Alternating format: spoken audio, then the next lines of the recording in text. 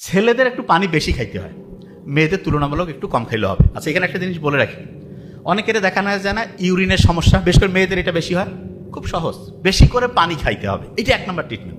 মেয়েরা কিন্তু তুলনামূলক যেহেতু ওয়াশরুম সব জায়গায় ব্যবহার করতে পারে না, পানি কম খায়, এই জন্য মেয়েদের অনেকগুলো কারণের মধ্যে একটা বড় কারণ পানি কম খাওয়ার কারণে ইউরিনের মধ্যে ইনফেকশন হয়, এবং এই ইনফেকশনটা থেকে বাঁচার জন্য পর্যাপ্ত পরিমাণে পানি খাইতে হবে। আরেকটা জিনিস, আমরা ইসলামে যারা আমরা যখন প্রস্রাব করি তখন কি আমরা বসে করি না দাঁড়ায়? নর্মালি বসে।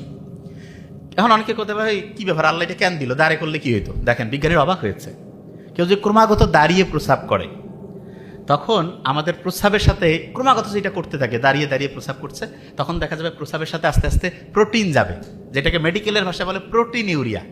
তার মানে দাঁড়িয়ে যখন কেউ প্রস্রাব করে ক্রমাগত, তখন আস্তে আস্তে তার প্রস্রাবে প্রোটিন যেতে থাকে, এবং প্রস্রাবে প্রোটিন যাওয়া মানে আস্তে আস্তে তার কিডনির যে ক্যাপাসিটি সেটা ক্রমাগত দ্রুততার সাথে ধ্বংসের দিকে যাচ্ছে। কিডনি রোগী ভয়ঙ্কর খারাপ, আল্লাহ হেফাজত করুক। ক্যান্সারে মরলে তো একটা একরকম, কিডনি ডায়ালাইসিস আল্লাহ হেফাজত করুক। কিডনির রোগ থেকে বাঁচার জন্য অনেক তো সিস্টেম আছে, তার মধ্যে একটা গুরুত্বপূর্ণ যে জিনিস সেটা হলো আপনি দাঁড়িয়ে প্রস্রাব করবেন না। আল্লাহর নিয়ম তো মানলে দেখেন কত লাভ, আপনার হচ্ছে প্রোটিন যাওয়ার যে প্রক্রিয়া সেটা আল্লাহর রহমতে ওইটা থেকে মুক্ত থাকবেন, কিডনির কর্মক্ষমতা ঠিক থাকবে। আচ্ছা, আরেকটা জিনিস, দাঁড়ায় পানি খান কারা কারা?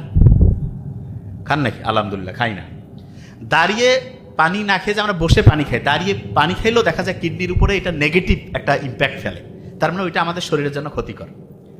দিনের বেলা যদি আমি রোদে যাই, ওইখান থেকে আসলো আল্ট্রাভায়োলেট বি, রান্না হইল, তারপরে গেল কলিজায় মানে লিভার, তারপরে গেল হচ্ছে কিডনি, যে সে কি হয়ে গেল, ওই যে ভিটামিন ডি যেটা হচ্ছে মোটিভেটর।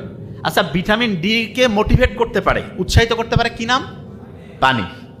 সত্যি করে বলবেন, একদম একটা হিসাব শিখাই দেই, নোট করে রাখেন। 35 কেজি ওজনের জন্য 1 লিটার পানি লাগবে। মানেটা কি? একজনের ওজন যদি 35 কেজি হয় তাহলে তার সারাদিনে পানি খাওয়া লাগবে কতটুক?